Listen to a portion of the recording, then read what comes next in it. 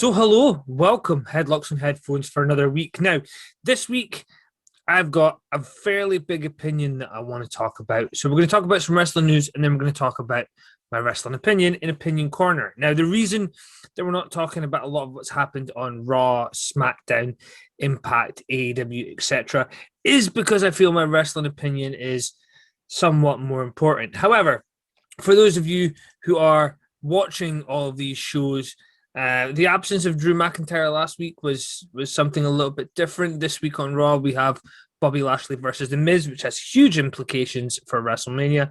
We're going to talk about that a little bit during the WrestleMania news section. Of course, I say the WrestleMania news section, it's just the wrestling news section, but there's something about WrestleMania.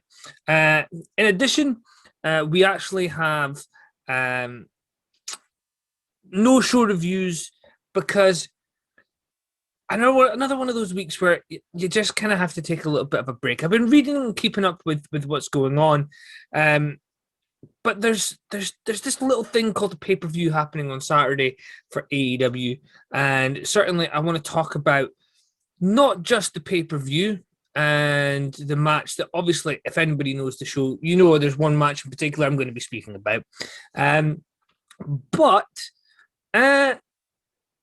I think there's a big issue to talk about with AEW, and we're going to get to that very, very soon. But for now, let's talk about the wrestling news.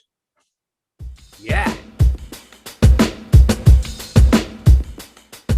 Now, we're going to try and not always do negative news because there's quite a lot of negative news out there.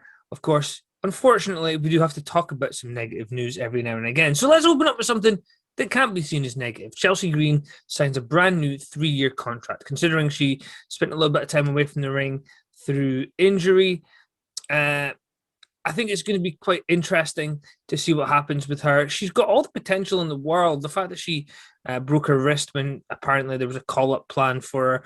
There is hopefully more to come from Chelsea Green. I know her partner was released by the company. If you don't know who her partner is, that would be Zack Ryder. But apparently she's got a very close relationship with Paul Heyman.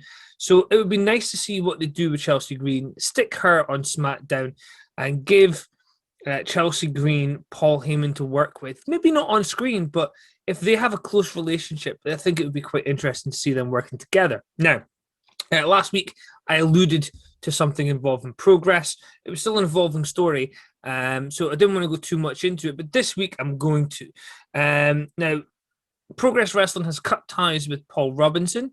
Now, they address the status of Robinson, who is the Proteus champion, after he was part of their live event on February the 20th, despite being named in the Speaking Out movement. Now, Progress were one of the first big companies to step up and put protocol in place. They have to be applauded for that. They also accepted their responsibility in terms of not communicating things properly, and sometimes how they handle things haven't been great. So let's kind of knuckle down and look at this issue. Robinson was one of several names who stepped away from the company in June 2020, and Progress issued a statement on June 22nd promising leadership changes after Robinson, Matt Richards left the promotion and touted Vicky Haskins, Michael Oku, James Amner, and Lucy Cave as the new staff. Now, they issued a statement last Thursday. It said, although no disclosures were made to Progress about his contact, they have made the decision to officially part ways. Progress Wrestling also mentioned an initial statement from the 22nd of February that disclosed Robinson's involvement and apologized for the way that talent feedback was handled. Now, for those that don't know, the initial statement that they released basically put out that talent felt that they had a safe show and there was no complaints from talent, which seems to almost be conflating two separate things, and that's kind of the problem that Progress have had for a long time. Their communication has been horrible. So let's look at the communication they made on the 25th of February. The fact that they're now at this point on the 25th into their third statement on the same issue. Hopefully we can see that there's still a lot of work to be done. This is not to say that there's anything bad happened. There's no allegations of impropriety against Progress or Robinson at the show in question. However, our communication over the last number of days has not been good enough, and we're sorry. In the statements of the 20th and 22nd of February, we shared the talent feedback about their experience at the taping, specifically regarding safeguarding measures put in place, COVID safety precautions, and the overall work environment. The purpose of the statement on the 22nd of February was to address Paul Robinson. We were wrong to include feedback of talent on the general work environment in this statement. It was not the correct time nor place, and we would like to take this opportunity to unreservedly apologise to the talent and crew for including them in the statement. Progress are wholly responsible for their own staff and decisions. Moving forward, there will be a group made up of talent and crew who will be able to review any non-promotional communications that mention talent or crew. This group will be independent of company management and administrative staff. So now they have an independent group that's going to deal with safeguarding things. They also have an independent group that's going to have to deal with messages that are put out by the company. If you create yet another layer, you create yet another layer of possible infractions for the company. Progress, apparently, were one of the first ones to try and get their house in order. There were a few departures, a few changes, a few promotions, a few role changes, and they're still dealing with the same crap. Let's not shit on Progress because they responded to the backlash and are trying to tackle it. The problem is that this backlash isn't new. They're not experiencing this for the first time. They're not being told stuff about Paul Robinson in hindsight. They knew the allegations against him and booked him anyway. There's certainly something to be said about giving people an opportunity to make themselves better. I get that. And I think that's a lot of what Progress wanted to do. But they do go on to say, we're aware of a number of posts on social media in regards to Progress's decision to have Paul Robinson at the tapings. In regards to Paul Robinson, no disclosures were made to Progress about his conduct following a post on the social media platform Twitter, originally shared on 22nd of June 2020. A review took place by the lead safeguarding officer, and findings were given to members of Progress management, who were also made aware of the information posted online.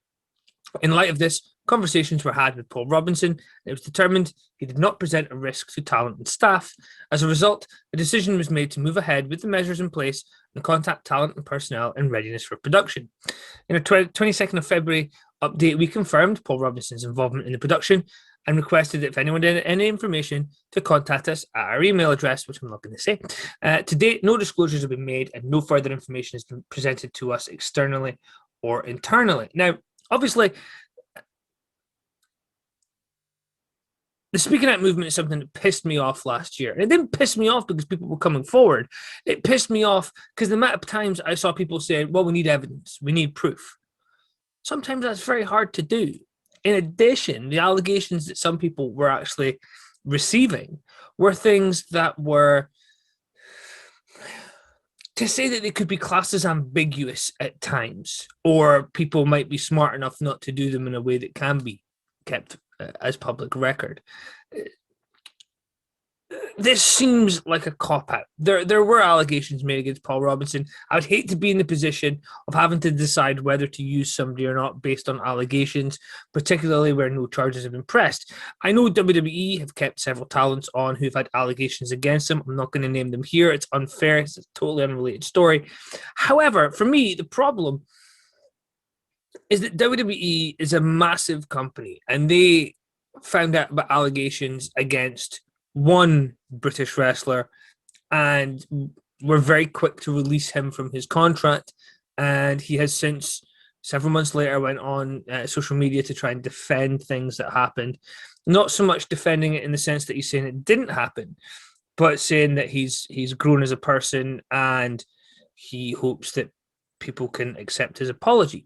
The problem for Progress is not that they booked Paul Robinson to appear at the show or to work the show in a behind-the-scenes capacity, which is what happened here. I think what people are seeing is more and more of the same stuff that they've been accused of before. I have had several people reach out to me in recent weeks in relation to things that have been happening at Progress, and they're not making allegations before anybody says, but they're just saying, I mean, one comment that I had, and I know this person watches, so they're going to know that I'm talking about them, so I won't mention their name. holy shit, Progress can't get their shit in order, was basically what was said. Now, these are the guys who just put out such stupid statements basically since day one. You've had people from Progress go into WWE. There's at least one person in the creative team of NXT UK that came from Progress Wrestling. There's certainly a large component of British wrestling has been through the doors of Progress Wrestling. They are not a bad company in the sense that they know how to book shows, they know how to book talent. I think certainly how they've handled things. This is meant to be them fixed. They're meant to have these things under control. They created an entire new team to tackle this, and now they're having to create an entire new team to still tackle the same issues they had before.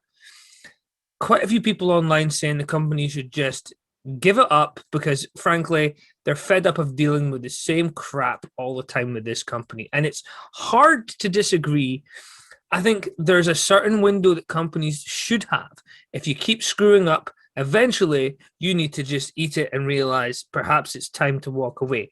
A lesson I know certain companies have had to learn in recent weeks, but Progress Wrestling have WWE behind them. And certainly I think if they didn't have WWE behind them, there would be lots of trouble. Now, I was told by one promoter that there is certain provisions in place that means that certain talent can only work for companies that are affiliated with the WWE.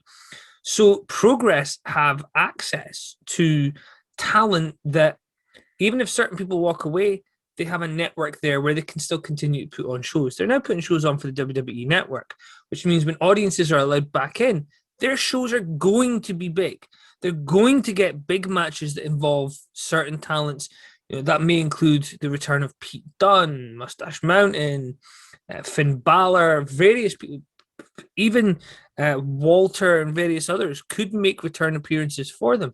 I think the call to have this company disbanded that we've seen on Twitter in recent days is certainly an exaggeration. But it's time to get your house in order, Progress. If you look at the name of your company, you're talking about Progress. You haven't made any progress since last year. At least that's the assumption that some are saying. I think they screwed up and they need to learn from this. But how many times do we give them the opportunity to learn and progress before we say, no, there's just something not right here? And what always happens, I know a few people have told me that this happens, is if Progress were to disband, everybody from that company would just end up somewhere else and the same issues would happen in other places. So Progress, it's time to get your house in order.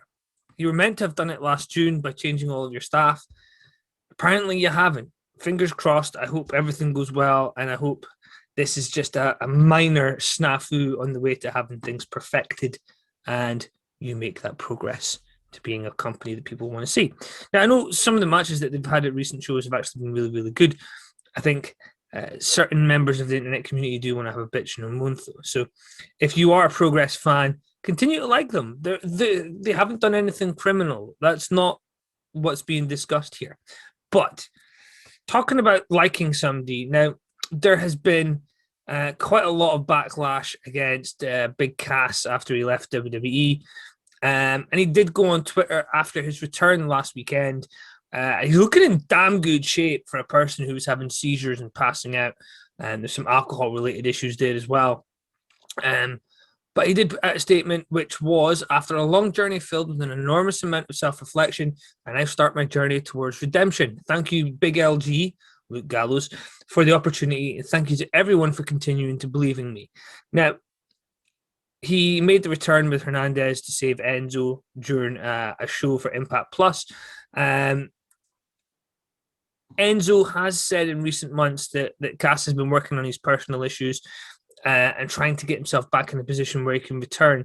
The problem was there was an altercation at WrestlePro in 2019, and since then he's pretty much not appeared at shows. He does have some repair work to do with some talents that he's argued with. I know obviously there's the relationship with his ex, Carmella, and obviously I think Enzo and Cass, they're not going to be a good fit for Impact Wrestling. They're not going to be a good fit for AEW. The place where they made their most impact is WWE. I certainly think if they can get themselves into a positive place, I would love to see Big Cass and Enzo back in WWE. I know people won't agree with me, and that's fine. I think Enzo and Cass were great merchandise sellers, and if they return and they actually kind of knuckle down on those things that had them seen so negatively, because obviously the report was that Cass went into himself during a match and he got fired afterwards. There's no way that's the reason why he got fired. There was clearly attitude issues, and this was the straw that broke the camel's back. But good to see he's back. He appears to be in a positive place. He's looking in really good shape for somebody who had the issues that he did last year. He didn't look great last year, but he's growing out his facial hair. He looks like the prototype WWE wrestler. Hopefully he can get himself back out there working hard and demonstrate to everybody exactly how good he can be. He's certainly somebody who looked like he was going to be an asset for WWE until attitude problems. Now, the one thing that's quite interesting is that in the COVID era, NWA have basically struggled to put anything on to their YouTube channels. And in addition to that, quite a lot of their talent have ended up heading into other companies. Eli Drake, James Storm, Zicky Dice, they've left. And you also have an unclear relationship with AEW, with Thunder Rosa and Serena Deeb working there. So there's quite a lot of changes. NWA have been working with All Elite Wrestling and the United E-Wrestling Network to showcase their champions at various shows. However, Nick Aldis, their world champion, has actually opted to kind of remain out of shows during the COVID era. So certainly a question mark hanging over their world champion. But there is, of course, the news this week that they removed all videos from their YouTube channel. Now, an update suggests that the company is preparing to make an announcement about its future.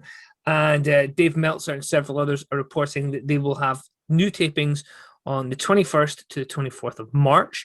Meltzer also noted a positive announcement planned for this week should shine some light on the NWA's plans. Fingers crossed the NWA got something big coming.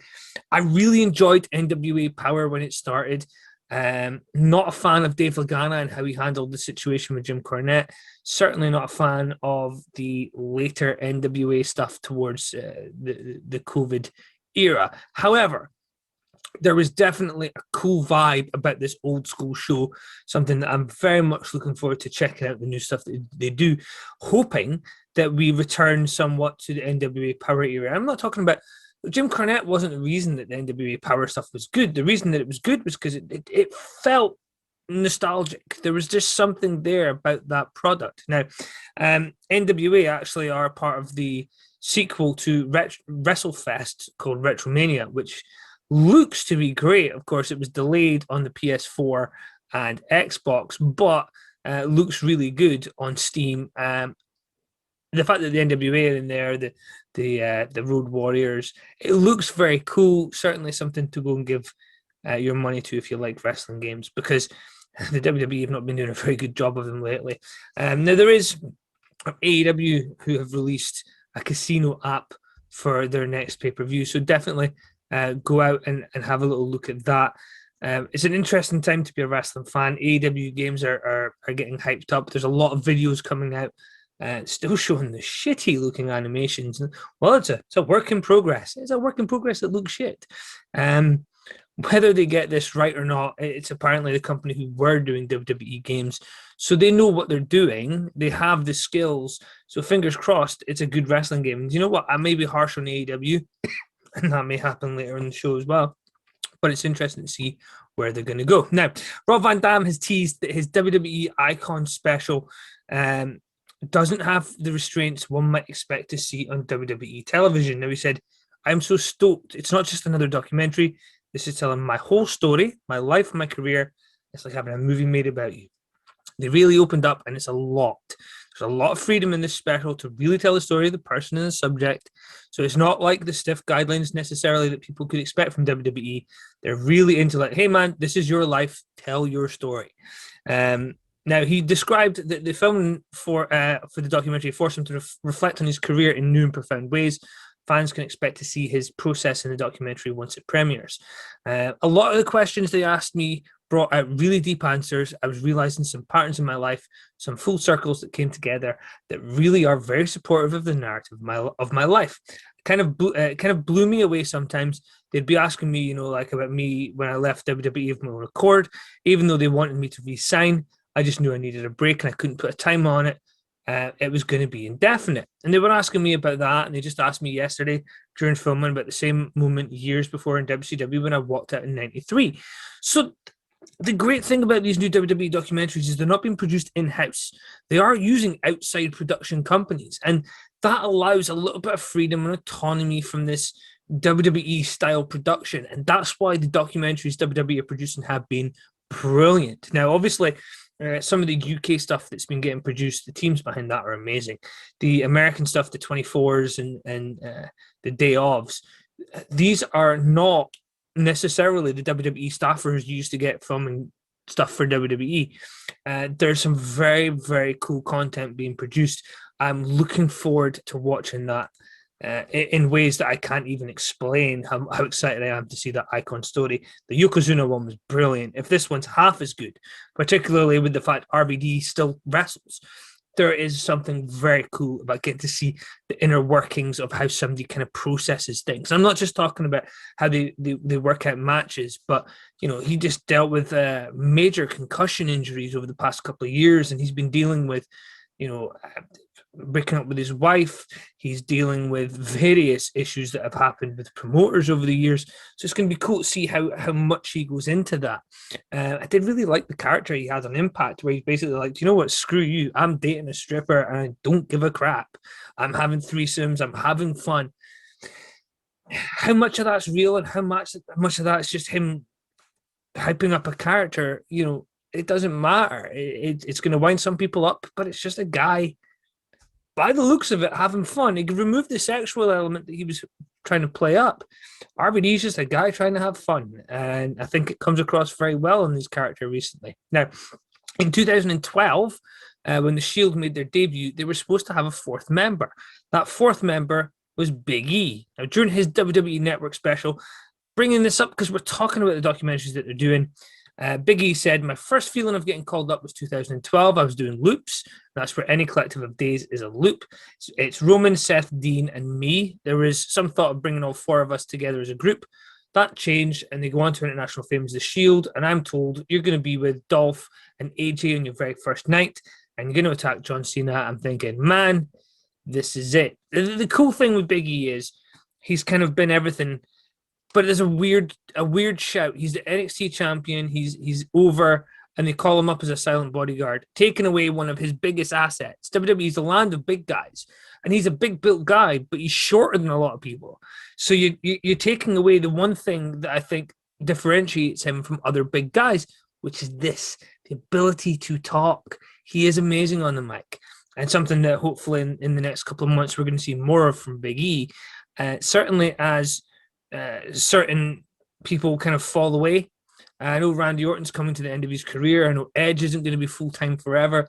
So as these people kind of step away, people like Big E are the ones that are going to need to step up, and there's going to be some hopefully some very cool things happening. Now, Kelly Klein has commented on her lawsuit with Ring of Honor. She Stephen P. New, who is linked to Jim Cornette, is her lawyer. Now, the new Stephen P. New issued a statement to various news agencies regarding the lawsuit, which was filed on February 24th. Noted a very important aspect that hasn't been reported, making the claim that Klein should not be considered an independent contractor, but an employee. Now, the one thing that wrestling news sites are all missing is the misclassification allegations in the lawsuit as well. We're asking the court to strike down the independent contractor agreement in its entirety. This could be revolutionary for the entire industry if the federal judge rules in our favor. I'm excited to see how this will go. This lawsuit may be about Kelly Klein, but the implications for much wider issues, particularly the concussion lawsuit that Raven and various other people were involved in. This could totally bring that lawsuit back into play. Now, the first claim in Klein's lawsuit was declaratory judgment finding the arbitration agreement void or voidable. Now, under this claim, it makes the case for the court to consider Klein as an employee under the state of Maryland when factoring in their strong public policy on the matter, and therein rendering ROH's contractual agreement between the company and Klein void. I disagree with this. You sign a contract, you agree to it. You shouldn't later on try and use laws to change that. However, part of the reason for this lawsuit is to do with things like poor treatment, poor pay, the fact that there was no concussion protocol, the medical treatment was poor. Even if I disagree with the fact that you signed on as an independent contractor, then that's kind of what you should be. For me, the wider issue comes down to the fact that clearly all these other issues are things that have been pointed out by Jim Cornette, who worked there. Adam Pearce has mentioned it briefly in interviews. The company it's not a wrestling company anymore. It's a TV company, but there's a genuine problem when you've got people like Joey Mercury coming out and saying, there was no concussion protocol. These people were just, being asked to work hurt. She was also in a position where she held their belt and she was treated like garbage. So there's more to this lawsuit than just whether she's an employee or an independent contractor. But that's the part that hasn't really been getting discussed. They're talking about the issues with her unfair treatment, how she was let go because she spoke out against the company, which is actually illegal in most states in America. But it's looking at the fact that there could be quite a lot of changes here. Now, Sinclair Broadcasting are not a company to just let themselves be sued. Had this been WCW, they would have probably settled out of court by now, and this would have never hit the headlines. So there's certainly going to be some interesting stuff coming forward. I do believe that there is quite a lot of detail in the court documents which revolve around just the poor treatment of not just talent, but people in general who work for the company. This lawsuit isn't just going after Ring of Honor's parent company. It's also going after Jay Lethal and several others for incidents of abuse. This is a massive, massive deal. Now, I know one Scottish company who was trying to book Jay Lethal, and when the early stories of this were coming out, it's almost like public confirmation of some of the issues that were happening with Jay Lethal. Now, there is obviously issues in relation to the Equal Pay Act, and having just done an issue that involves gender pay issues. I did an essay for gender pay issues. The argument is that men and women should be paid the same, and I had to go at Ryback for this. People shouldn't necessarily be paid the same.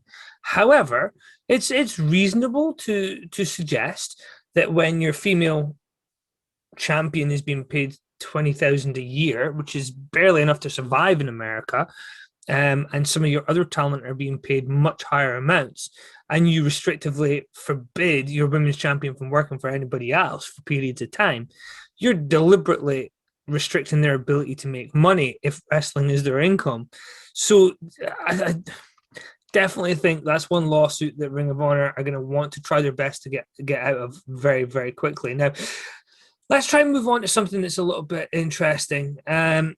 The son of William Regal made his debut on NXT UK. Bailey Matthews obviously being Regal's real last name, he made his debut, and he hopes to come back one day and defeat Tyler Bate. And this is what he had to say. I feel good that I was able to hang in there with him. I wanted to win, but at the end of the day, it's Tyler Bate. I'm up against the first NXT UK champion. And as much as I tried my hardest, that just wasn't enough. I'm going to have to keep putting in all the work and all the effort to get there. The only way to beat him, I think, is to keep moving up, make my way back, and win against him. Now, I don't think this is Bailey Matthews. He's not going to be on NXT UK every week. This was a chance to put him out there and show everybody that William Regal's son is wrestling. He looks really good. I think he's on a hiding to nothing in NXT UK. There's going to be some resentment because he's only there because he's William Regal's kid. He looked good. He looked like he deserved to be there, but he definitely looked like there's a lot of work still to be done in WWE. If they're good at anything, it's being able to train people to their way of producing matches. So it's going to be an interesting time for them. I'm very, very sure that it doesn't matter what happens with Bailey. He's going to be judged on who his dad is. But if he's half as good a wrestler, half a good a promo guy, he's going to do very, very well. But let's move on to the last thing before we talk about the AEW stuff. This is kind of the easiest way to put it.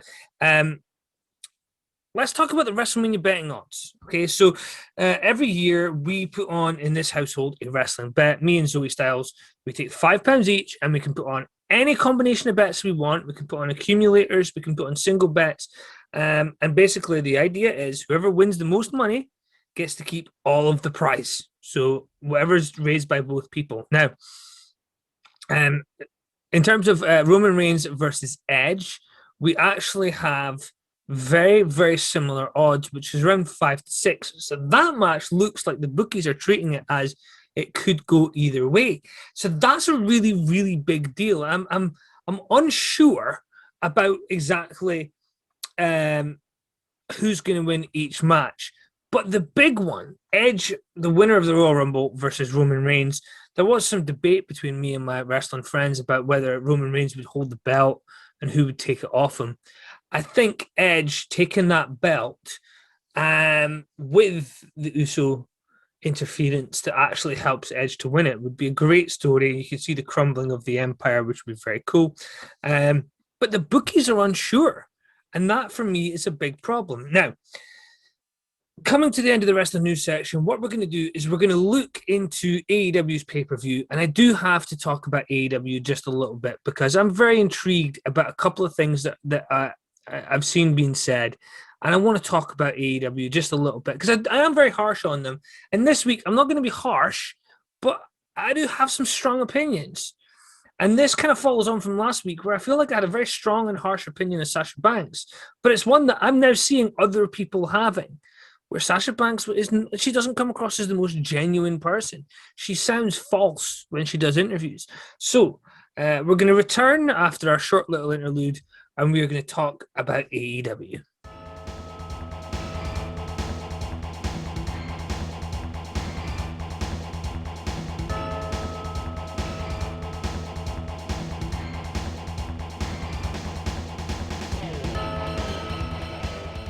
So let's do a little preview of AEW Revolution, but let's do so using the last thing we talked about in wrestling news. Let's look at the bookies and how they think things are going to go. Now, let's look through the matches. We know the one that I'm probably least looking forward to, but we'll get to that one at the end, I think.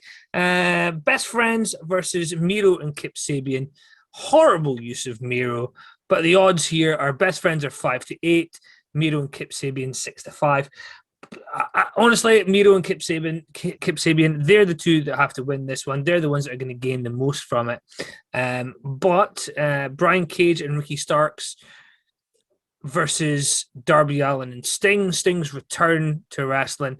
You can't see beyond this, but when you look at the odds, Darby Allin and Sting are 1 to 4, and Brian Cage and Ricky Starks are 5 to 2. My money would be on Darby Allin and Sting, although they obviously are the shortest odds as well. Now, Adam Page versus Matt Hardy has the potential to be a great match. Matt Hardy's got past his little bad run of form. He looks to be on fire. He's found a character that really works for him.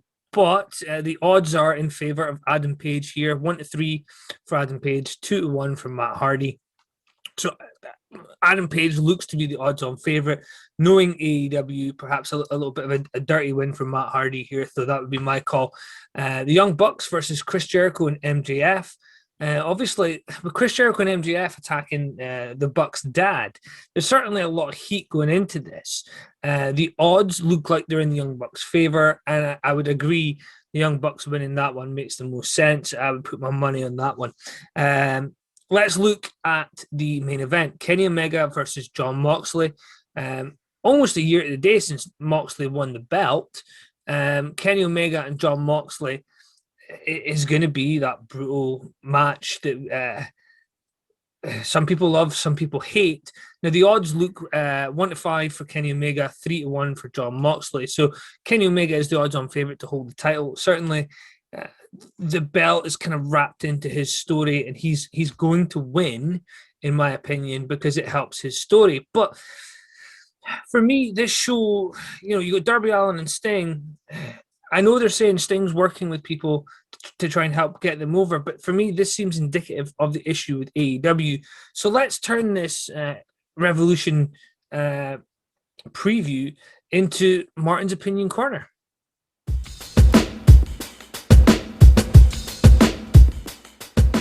So we are seeing some more consistent booking in the sense that we actually have the world champion is being booked strong. We do have some storylines for the Young Bucks. We do have Chris Jericho and MJF working together. There's a lot of talent not featured on this show, and for me, this is something that I think I need to look at. Now, one of the things that's quite interesting is people made the comparisons to TNA and they've made the comparisons to WCW. And certainly you can see hiring talent away from WWE makes them very similar to WCW and TNA in some ways. Tony Khan said he wasn't going to be a character. So why has he basically decided this week that he's talking about his Impact character and his likeness to Mr. McMahon? So he wasn't a character, but now he's decided that he is, because then AEW can work with Impact Wrestling and he's somewhat of a heel. It makes no sense to have this character going on if you want to stand out and be different. It's the same old tired trope that WWE have used with the evil boss, particularly when that evil boss is meant to be a good guy when you're in AEW. There's something very weird about it, and it just shows the inconsistencies that AEW have.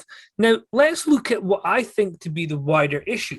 What you have in AEW right now, unfortunately, is the same issue that TNA had, but worse.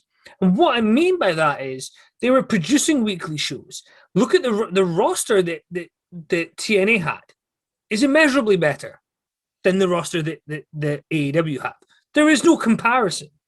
If you want to compare Kenny Omega and Kurt Angle and you think Kenny Omega is as good as Kurt Angle, then you are batshit crazy. At one point, the roster of TNA was Kevin Nash, Booker T, Scott Steiner. Then you had Sting, you had Kurt Angle, you had Christian, you had AJ Styles, you had all of these people. And then underneath that, you still had Samoa Joe, Christopher Daniels, and the list goes on. And we're talking prior to the inclusion of Hulk Hogan and Eric Bischoff, where they brought in lots and lots of ex-WWE names. They were getting 1.2 million people watching TNA. And Eric Bischoff made a fascinating point where he said TNA found its level. And he said that obviously AEW started big and they were over 1 million viewers, and then it kind of dropped, and they seem to kind of they're stuck around the 800,000 mark. Now there's weeks where they're a little bit above, weeks where they're a little bit below, but they average out about 800,000. And what I would say there is, before the addition of Miro, before the addition of Sting, before the addition of Matt Hardy, before the addition of, and you see where I'm going here, they were at around about 800,000. The problem is they've added these people with more exposure than some of the young people they have. And they've actually done this to the detriment of the young people they said they were going to be pushing. And AEW fans are still of the opinion, well, AEW are progressing. Yes, they're progressing by hiring people that were actually not being used by WWE and saying, well, these are the guys that are going to lead our company. Yet Miro's been stuck in a nothing storyline. Sting, who should be getting used as a legend and being used in big matches, is being stuck into a tag match with Darby Allin, Brian Cage, and Ricky Starks. Is this really going to help their careers all that much with Sting being involved in a tag match? Probably not. And people can say, well, yes, it is. They're going to be hanging with Sting. No, they're not. Sting's going to be hanging with them. They're going to be the ones physically taking the toll of the match. Sting's the one who's going to be hanging with them. The problem for AEW is the same shit that Vince Russo dealt with when he went into WCW. The ratings kind of hit a wall. So he started throwing pinata on a pole matches. He started throwing gimmick after gimmick and trying to do things that would just change the landscape of WCW and give people a reason to tune in. The problem is, the more you just keep throwing shit at it, the more it tires the audience out, and it doesn't grow. In fact, the periods where you are adding audience, the audience that you already had are tired and jaded and walking away. So what you get is what AEW have, where their audience is kind of going up a little bit here, and then people are getting a little bit bored and the audience goes back down again. They have the same situation that TNA had.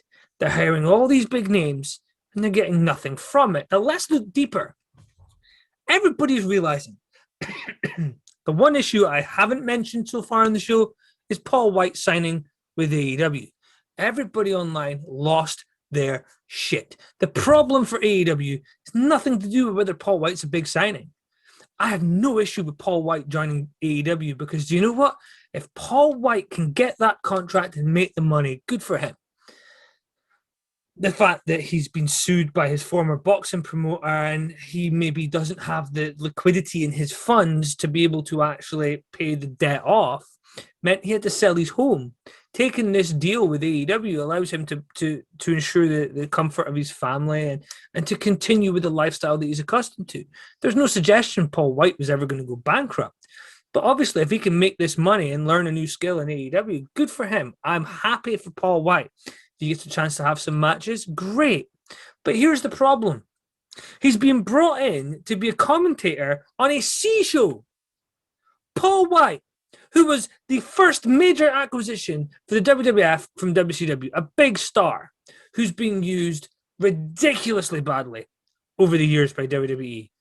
And he is somebody that can't be on TV every week because you kind of get used to him being on TV every week. But the same with like Bray Wyatt. When Bray Wyatt was on TV every week, you just get kind of used to it. It's not special anymore. That's why Firefly Funhouse was a little bit different, where there was two characters, you could kind of stretch things out. For Paul Wight, he's going to be on TV every week, and I believe on a Monday night on their YouTube show, which is now going to fit AEW Dynamite, AEW Dark, and then the show that Paul Wight's going to be the commentator on with Tony Schiavone, which, by the way, love me some Tony Schiavone. So he's a commentator of the C show. It's kind of not a very big deal, particularly when AEW Dark has 17 goddamn matches on it. Okay, well, the assumption here would be that they're going to cut it down and they're maybe only going to have 9 matches on Dark. And some of those matches that are not featuring guys from Dynamite and stuff are then going to go down to the C show, which is fine until you realize that there's a second network television show that they're talking about, which means the show that Big Show has just signed up for is now the D show. That's right, the D show. And people are saying, well, it's a big acquisition for AEW. I mean, I think definitely that having somebody like Paul Wight on your card is huge. But you add a legend like Sting, and it doesn't boost the ratings. You add Miro, who everybody in the internet community loves. It doesn't boost ratings. You have a problem in AEW, and it's not to do with the performers being bad. And it's the same problem that other companies have hit. Everybody's talking about WWE ratings suck. Compared to previous years, they do. Also, how we consume TV is drastically changing. The on-demand numbers are very different. There's certain countries, we can't hear in the UK, but there's certain countries where you can actually watch Raw on the network. There's certain countries where there's other platforms to watch Raw, SmackDown, and the content. YouTube, for example. I saw one conspiracy theory, and it's a conspiracy theory, that the reason AEW are not hitting the same ratings as Raw is nothing to do with the fact that they've found their audience, which has been demonstrated by their ratings, and it's the fact that they put their videos on YouTube, and that's costing them. One statistician told me I was an idiot and didn't know anything about statistics, despite being a social scientist for 7 years. They're telling me the fact they put their videos on YouTube is why they don't get over 1.5 million viewers, and they're not getting the same ratings, even the same ratings as Impact, which was 1.2 million, according to Dirty Dutch Mantel, was the average. WWE put their videos up. In fact, WWE often have videos from match 1 on YouTube before the end of the show. So people can actually go on YouTube and watch clips on Twitter whilst the show is ongoing. And if you say to any of these people, but WWE do the same thing. In fact, WWE do it faster. The response is always the same. Yes, but it's a different audience. And herein lies the problem. AEW fans will admit WWE and AEW, there's some crossover audience because wrestling's wrestling and we all love wrestling. But they're different audiences that they're appealing to. There's a slight problem for AEW, and I've been saying this since I started doing this show. AEW, no matter how much they want to tell you that they are a big deal. AEW have this problem, which is their commentator, the face of their commentary team, is WWE. Their top guys are WWE. I know people say Kenny Omega is the top guy. The top two talents are Jon Moxley and Chris Jericho. Their biggest names are arguably Sting and Paul Wight. Paul Wight will not be a full-time wrestler, but his presence will be of benefit to the roster. That's clear. They've hit the ceiling with the product that they have. Anybody who believes the addition of Paul Wight on a massive contract is going to genuinely change the ratings here is lacking the understanding. Look at the impact Big Show had in WWE. He never drove the numbers. Why? Was it because of his booking, or was it because he didn't drive numbers? There's only so many times you can watch fireworks before they mean nothing. And that's the effect that they're having in AEW. The simple fact is, Tony Khan is now Dixie Carter, but not female. Performing as a character and coming across as a wise ass on these videos that they're paying Impact Wrestling to put on. In reality, the audience of Impact is so small that they're not gaining anything by advertising on that show. The likelihood is the vast majority of that audience already knows. Now, Eric Bischoff discussed the fact that one of the things that held Impact Wrestling back was the lack of spending on advertising, and the fact that Impact Wrestling weren't really willing to go out of their way to advertise pay-per-views to get extra people to buy them. They weren't willing to go out of their way to put their talent into things. How many times did Kurt Angle appear in a national television show? How many times did Sting appear on a national television show whilst under contract with TNA Wrestling? You look at AEW and you've got Kenny Omega who's involved with video games and he's streaming. You've got Chris Jericho who has a band and he does TV work, and they have this media presence and it means nothing. They're not gaining from these people. I was helping out a Scottish wrestling company, and they were saying that they wanted to bring in all these people from America, and just cost of getting them in alone was £3,000-4,000 just to get them in the country without getting them to work. And I said, at £10 a ticket, you have to get 300 people through the door to justify having them in before you even pay them. And when you look at that, it makes sense. It's a small promotion, and you want to manage the dollars and the pounds to make sure that you're not losing money. The problem is that AEW, they signed Miro. Big deal. They signed Chris Jericho. They signed Jon Moxley. These are big deals. They're also big salaries. They signed Jim Ross on his biggest contract he's ever had. And people will say, yes, but they needed some credibility. Fine. We are more than a year since the debut of their show. The ratings aren't going up. Now, arguably, people are saying that they're putting on the best shows they ever have, yet they're not gaining viewers.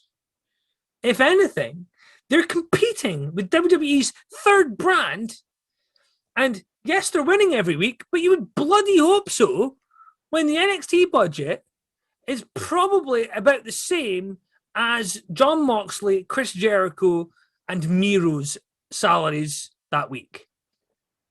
The entire problem that AEW face is not talent.